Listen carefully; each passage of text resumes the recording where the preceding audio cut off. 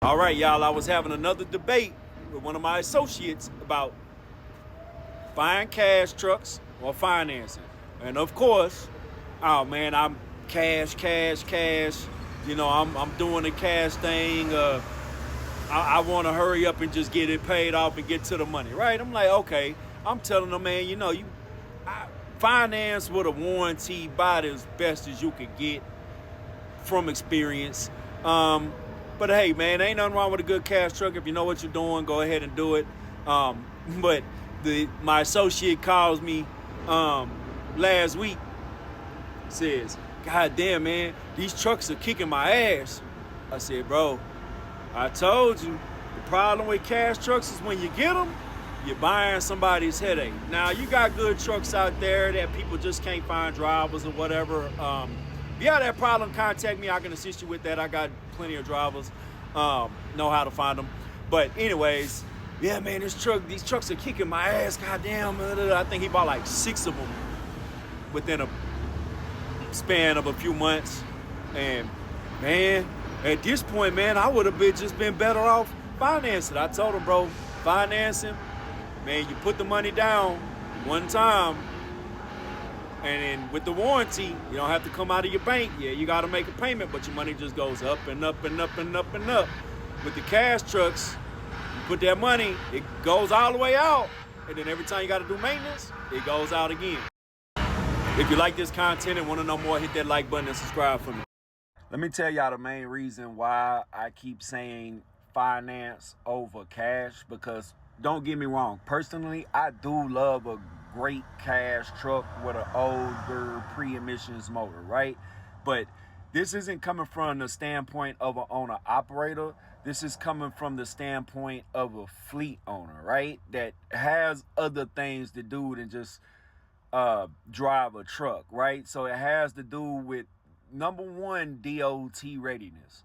You start operating those older trucks, it is a non-stop battle of DOT compliance and just small little knick-knack things that are always gonna give you headaches. You as an operator may want to deal with it, but as a fleet owner, putting a driver in that truck, that driver not standing for that, right? So that cash truck, which has little knickknacks versus a new truck coming from the dealership under warranty, doesn't have all those knickknacks. Those trucks just get on the road. You don't got to worry about slack adjusters. You don't have to worry about, oh, is my windshield washer fluid spraying? Because the driver is never going to check it and get pulled over and get a DOT violation. And they're going to be looking at you as the owner operator, as the fleet owner, like, you don't maintain your stuff. Not just that, the phone calls every day, they calling, hey, this is bad, this is bad, this is bad. My friend who bought 6 trucks over the past few months, which we were arguing about financing versus cash. He only believes in cash. Telling me, man, these trucks is kicking my ass. I just had 3 break down in one day, and I don't remember what it was. I think one needed a freaking transmission, thousands and thousands of dollars. The other one needed something like an air compressor.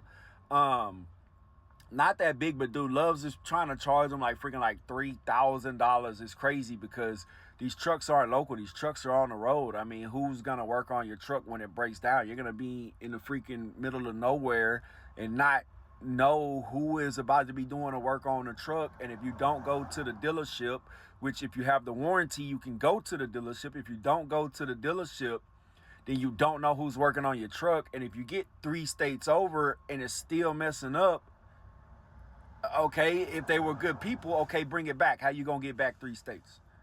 You're paying somebody else in another state to do the stuff over again. If you got the warranty, if you have a warranty and you go to the dealership and the dealership messes it up and it's not right, I mean, shoot, you're the next nearest dealership away from going back and getting, I mean, even if you don't have a warranty, getting the work warranty. But trying to, pay a dealership is just outrageous. Like, we can't pay dealership prices right now on these trucks. So, I mean, my fail safe that I have found is buying a truck with the warranty and being able to go to the dealership and get the work done, because you have that fail safe of